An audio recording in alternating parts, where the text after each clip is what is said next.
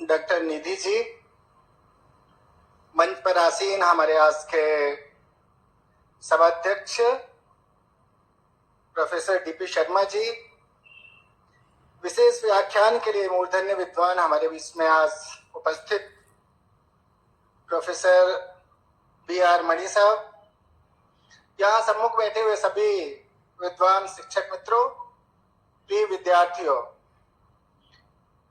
ये बहुत गौरव का विषय है कि हम प्राचीन भारतीय इतिहास, संस्कृति एवं पुरातत्व के अध्ययन, अध्यापन और अनुसंधान की शताब्दी वर्ष मना रहे हैं। पूरा वर्ष हमारे लिए एक उत्सव का वर्ष है और जैसा कि आपने देखा कि हम लोगों ने इसकी शुरुआत उद्घाटन समारोह की भव्यता के साथ के रूप में हम लोगों ने इसकी शुरुआत की थी और वर्ष पर्यंत चलने वाले कार्यक्रमों की श्रृंखला में आज ये पहला कार्यक्रम है जब हम विशेष व्याख्यान माला की शुरुआत कर रहे हैं।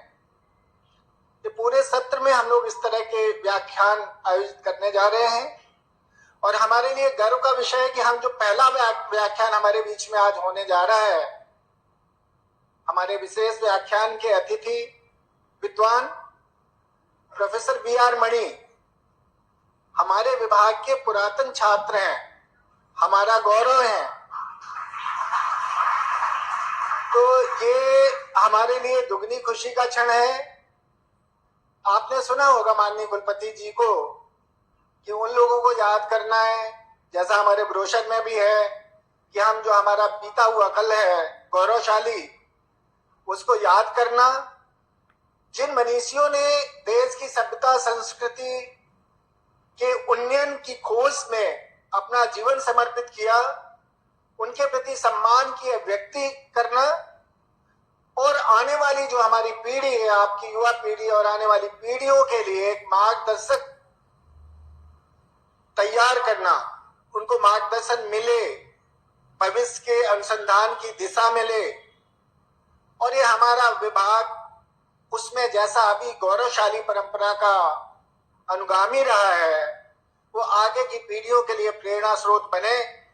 इस उद्देश्य से ये विशेष आयोजन हम लोग कर रहे हैं और मुझे इस बात की बहुत खुशी है कि ये दायित्व निर्वहन की जिम्मेदारी का जो वक्त है, उस विभाग का नेतृत्व करने के लिए अवसर मिला। इस अवसर के लिए भी मैं जिन मनीषियों ने इसकी संरचना की, उसको सिंचित किया, फलने फूलने और दुनिया में नाम रोशन करने का जो अवसर दिया, मैं उन सब के प्रति अपनी कृतज्ञता ज्ञापित करता हूं। इस विशेष व्याख्यान माला में हमारे लिए अत्यंत गौरव का विषय है कि हमारे जो सभाध्यक्ष हैं डॉक्टर डीपी शर्मा जी, जो एक्स डीजी हैं रहे हैं नेशनल म्यूजियम के, वो इस महत्वपूर्ण क्षण में हम सबका गौरववर्धन करने के लिए इस महत्वपूर्ण गोष्ठी की अध्यक्षता के लिए अपनी स्वीकृति दी है और ये भी हमारे लिए एक बहुत गौरव का क्षण है। तो मैं और ज्यादा बात ना करते हुए उम्मीद करता हूं एक नए विषय पे एक नई शुरुआत और एक ऐसे मनीषी मूर्धन्य विद्वान के द्वारा जो कभी आपकी तरह इन बेंच में बैठ करके जिन्होंने शिक्षा अर्जित की और देश की सभ्यता और संस्कृति की खोज में अपना जीवन लगा दिया। मैं इस बात के लिए बहुत विभाग के प्रति गौरव की अनुभूति हमेशा करता हूं कि देश की सभ्यता, संस्कृति और पुरातत्व के क्षेत्र में, अध्ययन, अध्यापन और अनुसंधान के क्षेत्र में जो कुछ भी आपको किताबों में, शोध पुस्तकों में देखने को मिलता है, उसमें उसका अधिकांश हिस्सा इस विभाग की देन है। तो ये अपने आप में बहुत गौरवशाली विभाग है और उस सबके साक्षी आप हैं तो हम गौरवान्वित हैं और बार बार आपका स्वागत और अभिनंदन करते हैं। ये पूरी टीम जो व्याख्यान माला को देख रही है, बहुत सुव्यवस्थित ढंग से हमारे प्रोफेसर्स इसको ऑर्गेनाइज कर रहे हैं। मैं उनका भी इस माहौल में तहे दिल से स्वागत और अभिनंदन करता हूं और विद्यार्थियों से अपेक्षा करता हूं कि आप जो भी ज्ञान की दिशा में अर्जित करना चाहते हैं तो उसके लिए एक आपके लिए महत्वपूर्ण पल है, आप उसके साक्षी हैं। इसी उम्मीद के साथ मैं अपनी बात खत्म करता हूं। बहुत बहुत धन्यवाद।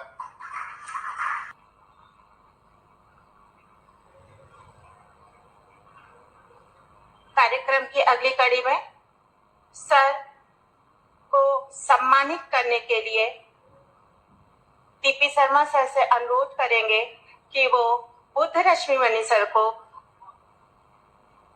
बुके, शॉल और मोमेंटो देकर उनका स्वागत करें।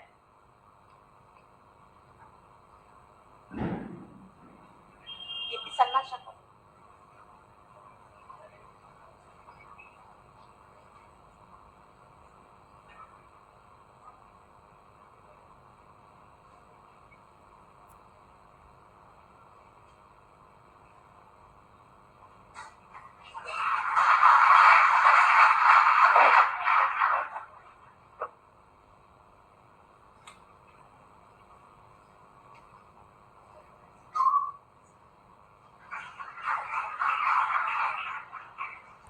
Professor B.R. Mani, ex-Director General, National Museum and ex-Vice Chancellor, Indian Institute of Heritage, has been a renowned field archaeologist, numismatics and art critic, who has earlier served as Additional Director General in the Archaeological Survey of India till April 2015. He has a throughout first career up to his master degree, which he did from Banaras Hindu University in 1976, receiving Altekar Gold Medal and BHU Gold Medal, and completed his PhD on life in the Kushan Age in 1980 from BHU. He has been teaching in BHU and Central Institute of Higher Tibetan Studies from 1978 till 1984, when he joined the ASI as Deputy Superintending Archaeologist. Since then, he has been involved in conservation of monuments in Maharashtra, Goa, Delhi and Jammu and Kashmir. He has discovered a large number of archaeological sites in these places, besides also in Uttar Pradesh and Haryana during his explorations. He has directed more than 19 excavation projects in the country, some of which are Lalkot, Salimgarh, Muhammadnagar, Sismani, Sankesa, Ayodhya, Lathia, Kanispur and Ambaran. Recently, he re-excavated the sites of Kapilvastu, Rajghat and Sarnath during 2013-15. Currently, he is also excavating an early Harappan site, Kunal, in Haryana.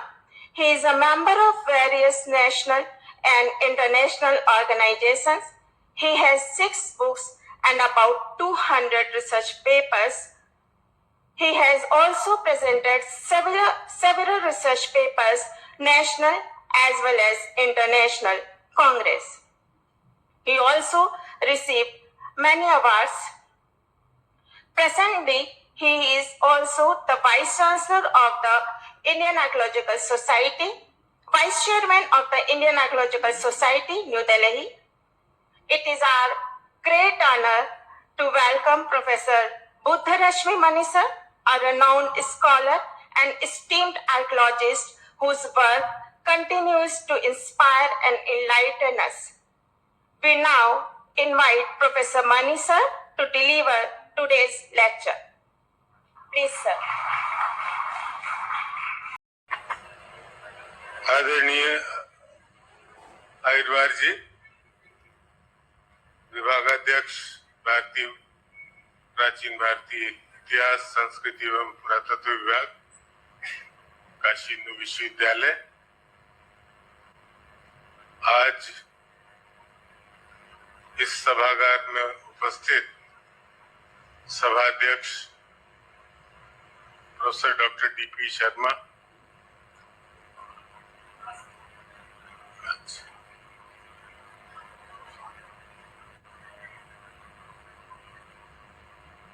आज मैं देख रहा हूं हमारे समक्ष कुछ हमारे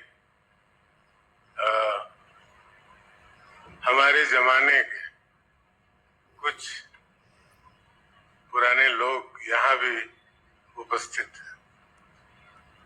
मैं जब भी इस सभागार में आता हूँ तो अपने आप को आप लोगों के बीच में पाता हूँ। मैं यहीं बैठता था, क्लासेस अटेंड की मैंने, बीए की, एमए की, 4 वर्ष उसमें बीते, और उसके बाद जब भी आया तो यहाँ मुझे बोलने का विभाग ने अवसर दिया, और आज ये विशेष अवसर है जब विभाग अपनी शताब्दी वर्ष मना रहा है, और ऐसे में एक व्याख्यान श्रृंखला प्रारंभ की गई जिस कड़ी का पहला लेक्चर मुझे देने का सौभाग्य प्राप्त हुआ। तो इसके लिए मैं आदरणीय अहिरवार जी और विभाग के सभी जो प्राध्यापक गण हैं, प्राध्यापिकाएं हैं,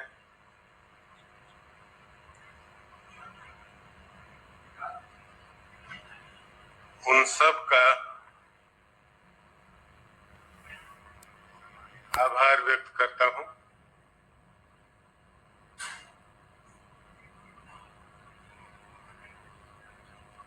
जो इस विभाग ने मुझे शोध का अवसर दिया, उसी शोध की श्रृंखला के रूप में हाल में मैंने निष्क के विषय में कुछ शोध कार्य किए, और अपने शोध को आपके समक्ष प्रस्तुत करना चाहूंगा।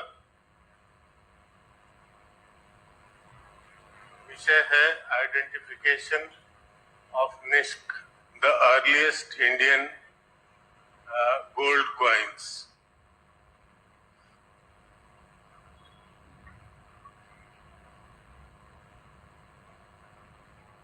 और एक संदर्भ के रूप में मैं ये भी कहना चाहूंगा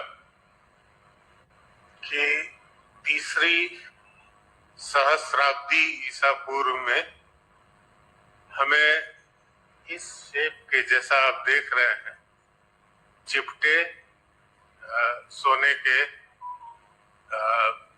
पुरावशेष प्राप्त होते हैं, जो पुराने उत्खननों में हड़प्पाकालीन साइट्स पे पहले मिल चुके हैं, चाहे वो हड़प्पा हो या मोहनजोदड़ो हो या लोथल हो, और अन्य साइट्स पे भी ये मिले हैं, राखीगढ़ी में भी मिला है, लेकिन 2-3 की संख्या में इस तरह के अवशेष मिले। अब हम देखते हैं कि इन अवशेषों की संख्या, विशेष रूप से एक साइट है वेस्टर्न यूपी में जिसका नाम है मांडी। मांडी के उत्खनन से, मांडी में उत्खनन नहीं हुआ, उत्खनन बाद में हुआ, लेकिन उत्खनन से पूर्व वहां सेक्शन का एक पार्ट गिर गया और उसमें लगभग 40 किलो वजन के सोने और चांदी के आभूषण प्राप्त हुए, जिनकी तिथि सिंधु सरस्वती सभ्यता से संबंधित है, हड़प्पा काल से संबंधित है। और ऐसा लगता है कि किसी ने अपनी धन संपदा को मिट्टी में गाड़ करके वहां रखा होगा। इनमें लगभग 5 से 6 हजार इस तरह के अवशेष मिले, जिनमें से 1547 ये जो जिनको they are called so called disc shaped beads with hole, तो ये मात्र बीड्स नहीं है, बल्कि इनका 2 तरह से उपयोग होता रहा होगा। इन जैसा कि हमारा लिटरेचर हमें बताता है, ऋग्वेद काल से लेकर के उत्तर वैदिक काल और उसके कुछ आगे तक का संस्कृत लिटरेचर जो हमें बताता है, पाली लिटरेचर जो हमें बताता है, और जिस पर हमारे विद्वानों ने कार्य भी किया है, उसमें हमेशा निष्क का नाम आता है। और निष्क से ये समझा जाता है कि कोई किसी प्रकार की वो स्वर्ण या रजत की मुद्रा रही होगी। लेकिन जब हम आगे देखते हैं तो उसका कोई हमें पुरातात्विक सोर्स नहीं मिलता था। अब जब हमें 6000 के लगभग ये इस प्रकार के अवशेष प्राप्त हुए, जिनमें से 1547 की मैंने स्टडी किया, जो राष्ट्रीय संग्रहालय में रखे हैं, और इसी तरह से बहुत सारे अवशेष अभी भी भारतीय पुरातत्व सर्वेक्षण के अंतर्गत सेंट्रल एंटिक्विटी कलेक्शन सेक्शन में है, और लगभग इतने ही अवशेष 1500 से 2000 की संख्या में ये अवशेष स्टेट म्यूजियम लखनऊ में भी रखे हैं। अब इनका क्या उपयोग था? मात्र बीड के रूप में इसका उपयोग था, ये अगर हम मान के चलें तो वो बात गले से नीचे नहीं उतरती। तो ऐसे में जब हम ये जानते हैं कि इस प्रकार निष्क जो एक अलंकरण था, निष्क ग्रीव शब्द आता है, जो एक अलंकरण था गले में पहना जाने वाला, जिसका 4 बार उल्लेख हमें ऋग्वेद में मिलता है, अथर्ववेद और दूसरे उत्तर वैदिक ग्रंथों में भी जिनका उल्लेख आता है, और आगे पाणिनि, पतंजलि, जातक कथाओं में, बौद्ध साहित्य में जगह जगह निष्क का उल्लेख आता है। तो ये कोई क्रिप्टो करेंसी नहीं था, ये निश्चित रूप से एक सिक्का था, एक प्रकार की मुद्रा थी जो प्रचलन में थी, और जो हमें जो जैसा कि साहित्यिक उल्लेख मिलता है वो दान में या गिफ्ट के रूप में उनको दिया जाता था, और साथ ही साथ व्यापार वाणिज्य में, मार्केट में भी उसका प्रयोग होता था, और व्यक्ति की जो धन संपदा है उसको निष्क के द्वारा निर्धारित किया जाता था। जैसे हम आज कहते हैं लखपति या करोड़पति, उसी तरह से नैष्क शतिक या नैष्क सहस्रिक, जिसके पास 100 निष्क है, जिसके पास 1000 निष्क है, उनका वर्णन हमें वैदिक साहित्य में मिलता है। तो व्यक्ति की मुद्रा, उसका धन, उसका भी उल्लेख हमें निष्क के रूप में मिलता है। हमने आगे इस शोध में ये भी प्रयास किया है कि जो कृष्णल शब्द आता है संभवतः एक कृष्णल का एक ये निष्क था और एक कृष्णल की तौल लगभग 0.12 ग्राम के आसपास आती है। 0.12 से लेकर के 0.1516 तक ये रेंज करता है और हमें जितने ये so called disc shaped gold beads मिले वो सभी इसी रेंज में है।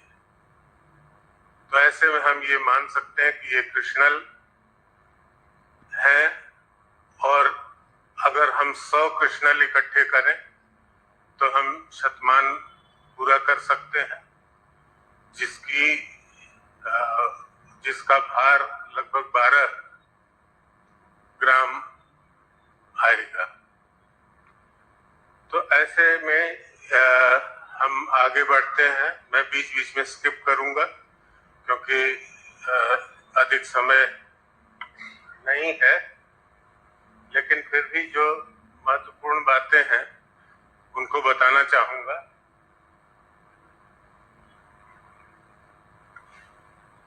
Introduction of coins is generally believed to have taken place around 700 to 600 BCE in countries like India, Persia, Greece and China. In India, the earliest coins are punch-marked coins, and sometimes the uninscribed copper cast coins are also considered as the contemporary coinage found in India.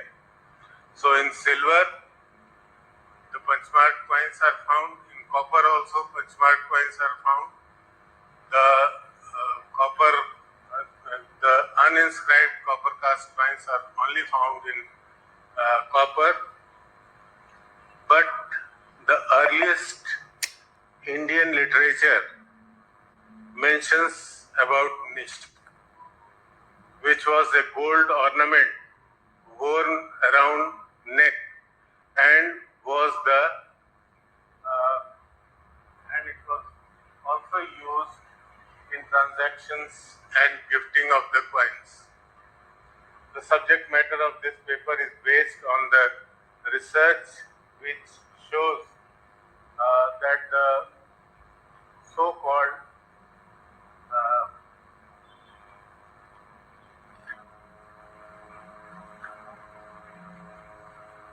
gold dispute with central gold found in the Harappan market can be definitely identified with the list of Vedic times. Can you hear my voice?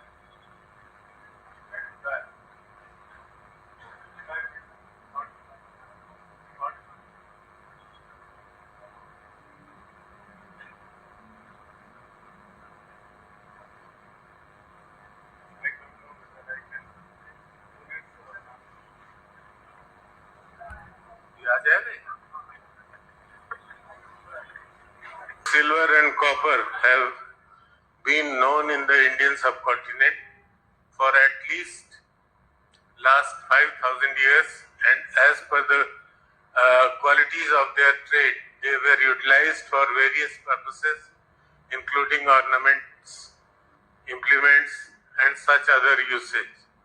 And then in that race of the metals, iron also joined at a later stage.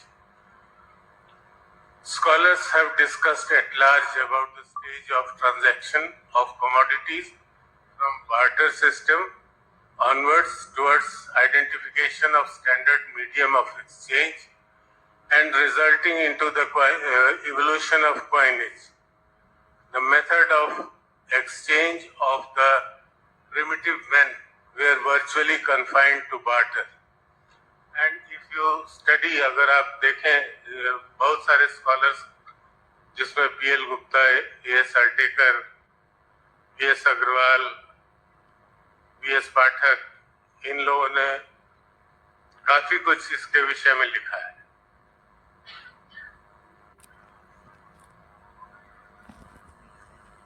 When people settled in localities, communities grew in size and the society witnessed increase in surplus products, the exchange of different products became a necessity. Thus, the mutual exchange of things started taking the concept of trade, and initially the barter was evolved. Barter was replaced with certain things like cow tail, that is gopuchha, which is mentioned in the early Vedic literature. They were found inconvenient in transaction, and the metal was introduced in place of barter of such standard medium of exchange. And metal in gold, silver and copper had raised, Altekar had raised the question whether these metals were used for coins in Vedic period or not. So we can say that we have the evidence of barter which is reflected in the granaries in the Harappan context. Cows in Rigved as price of image of Indra or Dakshina of a priest, and Nishk, Shatman, Suvarna as metallic money in Vedic times, as well as Karshapan, Dhamma, Dinar in later times. So it is a fashion in the society based on the economic conditions that people go on changing the metal. हम देखते हैं कि जैसे silver punch mark coins बहुतायत में issue हो रहे थे, उसके बाद एक स्टेज ऐसी आती है जब चांदी के सिक्कों की जगह कॉपर के सिक्के यूज होने लगे, अनइंस्क्राइब्ड कॉपर कास्ट कॉइन्स या दूसरे कास्ट कॉइन्स जो लोकल ट्राइबल कास्ट कॉइन्स में सम्मिलित हैं। और फिर एक स्टेज ऐसी आई कि चांदी के सिक्कों का भी उसमें समावेश हुआ, और आगे चल करके कुषाण काल आते आते गोल्ड कॉइन्स सर्कुलेशन में फिर से आ गए।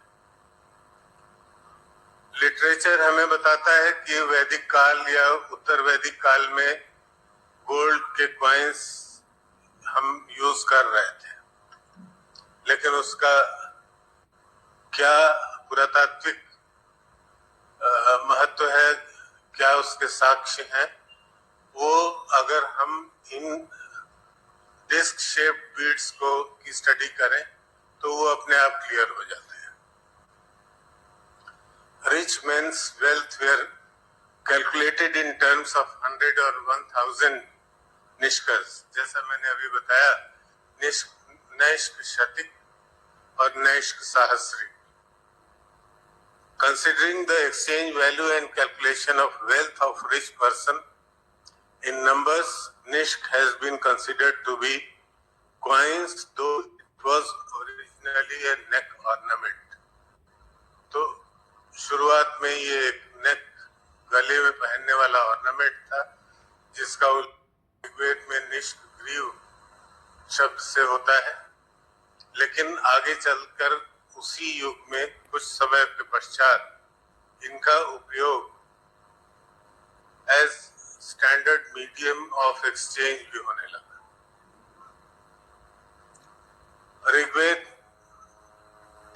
में आता है men lighting sacred fire by procuring beautiful verses and pronouncing beautiful verses and wearing nishk around the neck.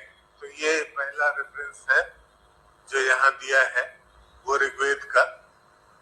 दूसरा रेफरेंस आता है in the Rigveda itself, giving simile of good people with the making of nishk. The sage praise Usha Dev to refine them like a making of nishk. ये दूसरा reference है। इसके बाद फिर आगे invoking Rudra the sage in Rigved mentions Nishk as Vishwaroop. ये spellings थोड़ा वो हो रही है, jumbled हो रही है. Vishwaroop और full of various forms. और विश्वरूप के विषय में हम आगे चर्चा करेंगे, लेकिन अभी हम उसकी चर्चा न करते हुए आगे बढ़ते हैं.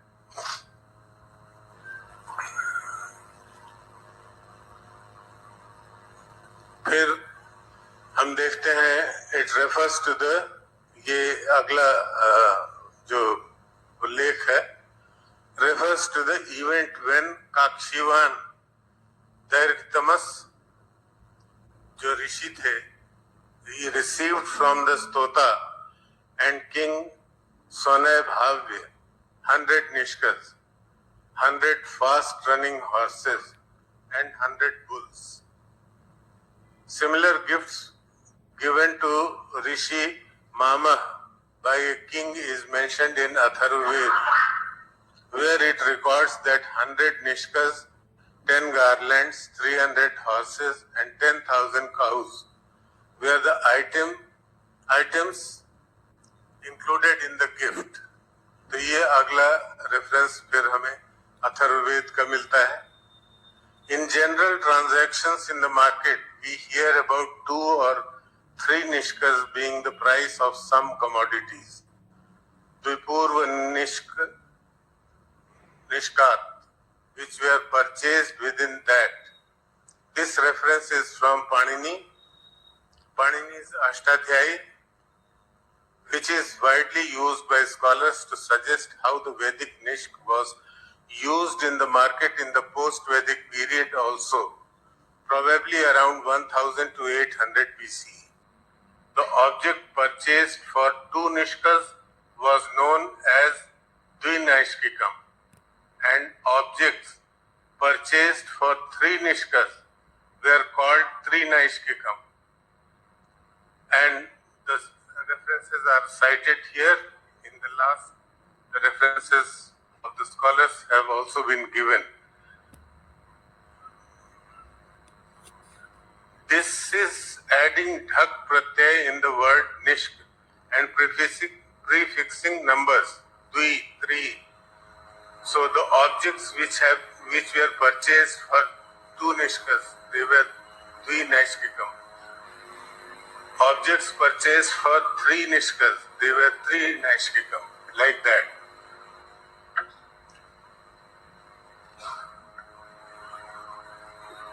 Now let us also examine the Nishk Griv. Has already been mentioned earlier in Rigveda itself. In Atharvaved, the Nishk is mentioned as made of gold. So here, very clearly it is mentioned as Nishk. You can see in the second line, are able to see it, Shatam Nishka Hiranya. Shatam Nishka Hiranya. तो ये निष्क जो है वो सोने के सिक्के या सोने की धातु में बनाया जाता है.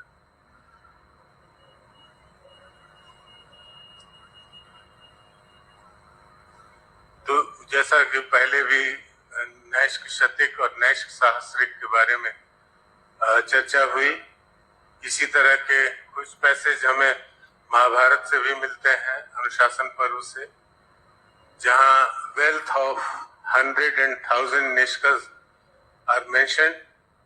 पतंजलि ने भी इनकी चर्चा की है, where Nishk Dhan is mentioned. Nishk appears to be a gold coin in the mention of Uddalak Aruni, putting a condition in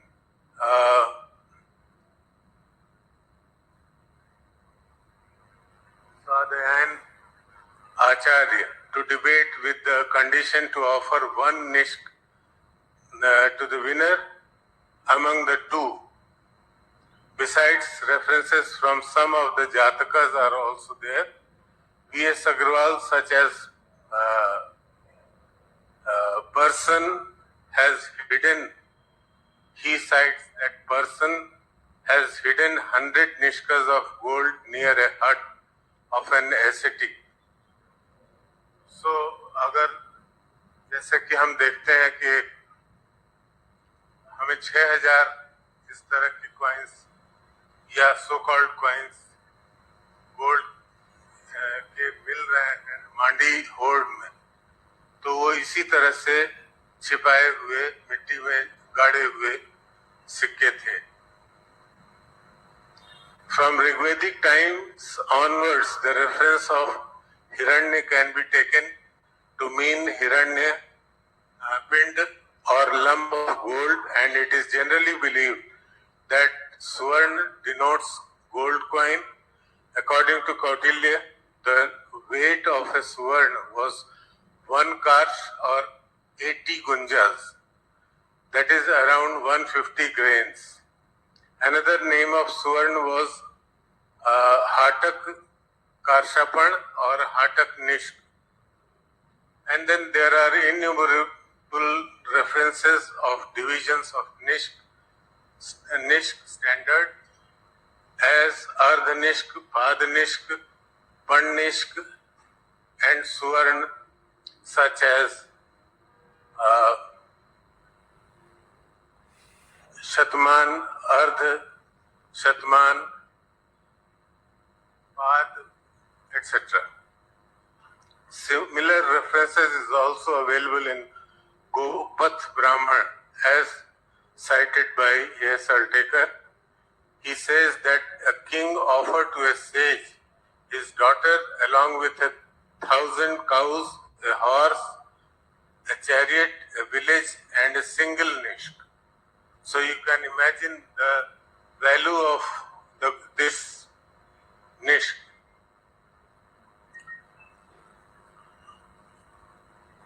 Now let us come to the weight standard.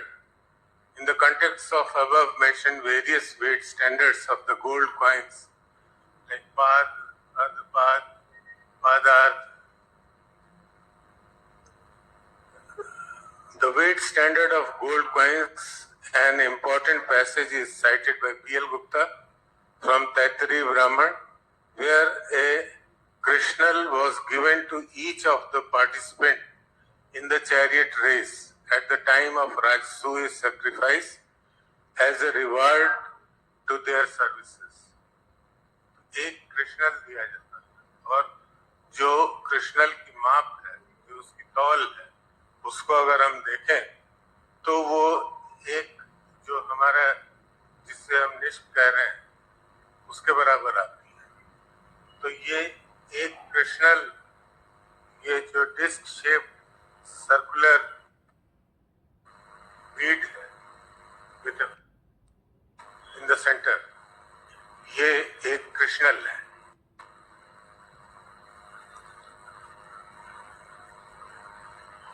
इसके बाद हम ये देखते हैं कि वेस्ट एशिया में जो न्यूजी documents मिलते हैं उनमें भी इसकी चर्चा है. सर्कुलर शेप वाले गोल्ड इशूज की, गोल्ड कॉइन्स की चर्चा है जो मेसोपोटामिया में भी प्रचलित थे और अकादियन लैंग्वेज में बहुत सारे टैबलेट यूनिफॉर्म स्क्रिप्ट में वहां से मिले हैं जिनमें इनकी चर्चा आती है. और हम ये जानते हैं कि 3री सहस्राब्दी ईसा पूर्व में ये मेसोपोटामियन सिविलाइजेशन जो था वो they were in directly trade connections with the Hadappans. Nishk is a rare word in Vedic Sanskrit और उसके आधार पे वी.एस. पाठक साहब का ये कहना है कि संभवतः ये निष्क शब्द संस्कृत ओरिजिन का नहीं है और ये वेस्ट एशियन ओरिजिन से इसकी उत्पत्ति हुई है, जो अकाडियन और अरमेक ओरिजिन का वर्ड हो सकता है. अब जब हम ये इनकी तौल को देखते हैं तो एक कृष्णल 0.12 ग्राम्स। इसी तरह से पादार्थ कृष्णल या 5 कृष्णल 1.5 ग्राम्स, पाद और पणनिष्क या 25 कृष्णल 3 ग्राम, 50 कृष्णल या अर्ध शतमान 6 ग्राम और शतमान 100 कृष्णल जो है वो 1 शतमान के बराबर। तो इस तरह से हमें जो ये परंपरा है जो हमें लिटरेचर से प्राप्त होती है उसको हम कंफर्म कर सकते हैं, इनको कृष्णल मान के चलते हुए समय। ऋग्वेद में ही ये ऋचा भी आई है that for purposes of safety gold was stored in houses or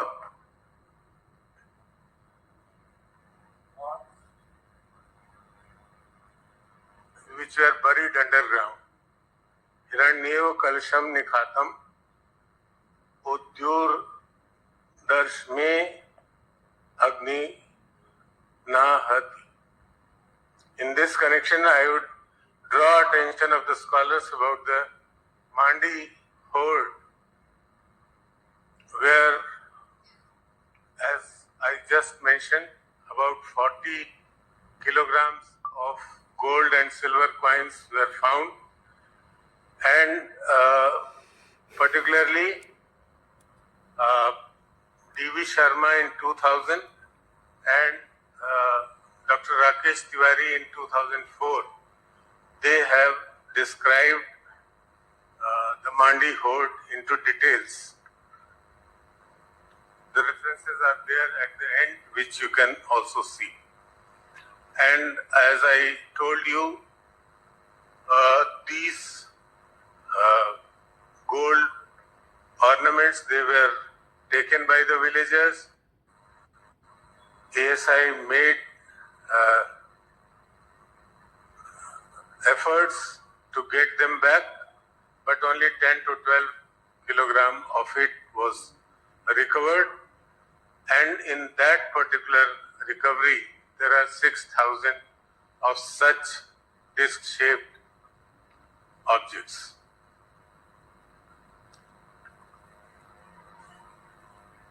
Mandi is about 2 meters above present ground level, and there are evidences of Kushan period over the remains of the earlier strata. But it seems that in a secluded place this was hidden. It was towards the end of May 2000 that the villagers of Mandi under Titavi police station discovered the hoard, and information reached to the police. By the time, probably major part of the hoard was lost. However, partly it was recovered by police and later by the ASI.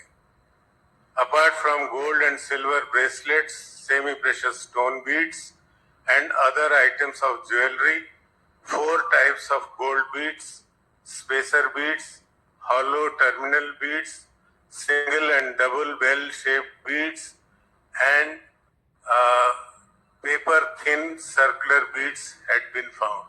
Now, this what Dr. Tiwari calls paper-thin circular beads. This we would like to mention that these are the Krishnalas, or in other words, they are Nishk. The last one was found in a few thousand in numbers, of which 1,547 are displayed in the National Museum, New Delhi, and remaining, as I told you, they are in the Central Antiquity Collection of ASI as well as in the Lucknow State Museum. So, some description of these, and then the idea of Nishk being presumed as a Rigvedic money emerges from the monograph published in 2019 by S.K. Bhatt.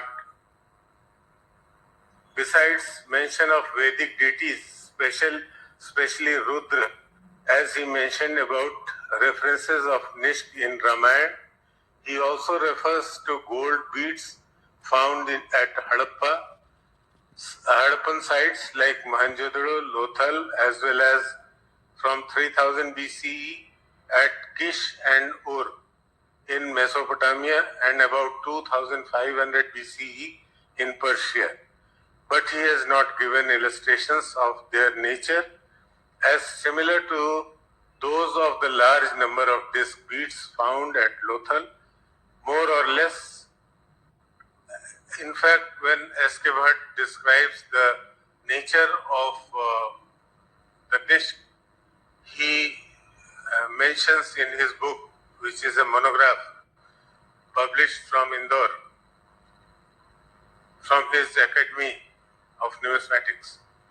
So that has got jumbled up things like other, apart from disc-shaped objects, he also includes other gold objects of smaller size and includes them in the Nishk. And then, interestingly, he doesn't give details of West Asian objects. So, but since he has for the first time mentioned about it, the credit must go to him. And now this, I already told you how Rigved mentions that the objects for purposes of safety, gold was stored in troves as part and parcel of underground. Altekar further argues that custom of stringing circular coins into necklace, and he argues about stringing them together with most probably the spacer beads, and in this particular hoard at Mandi you have the finding of spacer beads as well. Thus it becomes very clear that Nishk was not like a pendant present day cryptocurrency or bitcoins, which remains only in concept for transactions. But it definitely existed and was used as coins in gifts, transactions, and in regular trade, as we have both references of it in our ancient literature and in archaeological context also, where it has been found in large numbers in excavations and explorations, and particularly from the site of Mandi. Discussing on Nishk having Vishwarup, probably we can omit that. There are different forms of Nishk. There are 7 circular stamps on some of them, which I'll show you, and probably that gives an idea how the 7 dweepas, Saptadweep theory can be applied here. The 7 circular stamps on this type of circular object, they probably represent the Vishwarup of the object.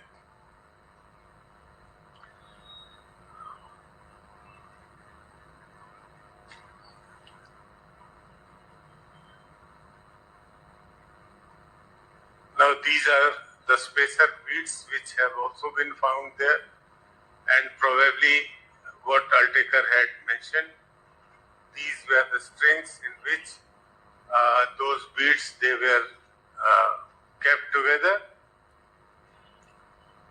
Now these 3 strings, they are having in total 1,547 Nishkas. They are there in the National Museum collection at present, and 3 strings have 518, 432 and 339. Actually, there are 4 strings, 258 also. In total, there are 1547 such beads. And other objects you can see, the gold and silver objects, they are also found from this. A little difference in their weight standard from 0.12 to 0.18 or 19. Up to that, they are there. Then you can see I have here 40 photographs of these circular issues. In the plate 5th, you can see there are, or in the first slide itself, you might have noticed that there are 7 circular stamps all around the body of this object, which represent the 7 continents, Saptadvip. And then you can see there are difference, sometimes a bit larger, sometimes bit smaller. So there may be 1 Krishnal, there may be 2 Krishnal weight standard of these Nishkas.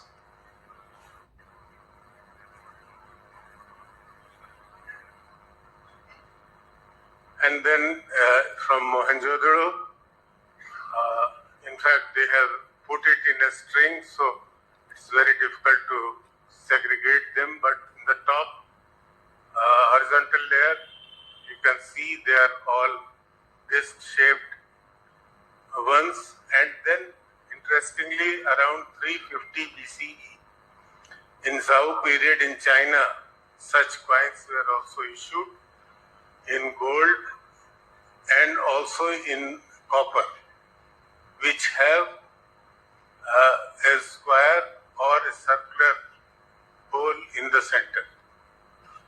So most probably influenced by the Nishk or these circular beads, so-called beads, they also started in 350 BC, such type of coins.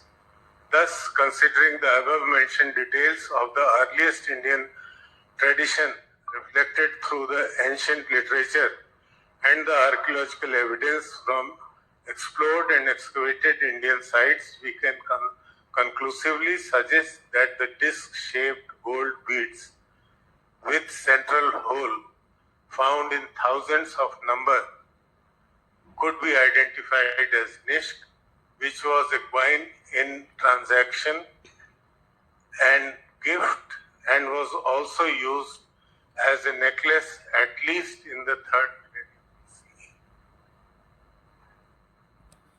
So from Kalibanga, Binjore, Dholavira, from many of the Harappan sites, and these are references.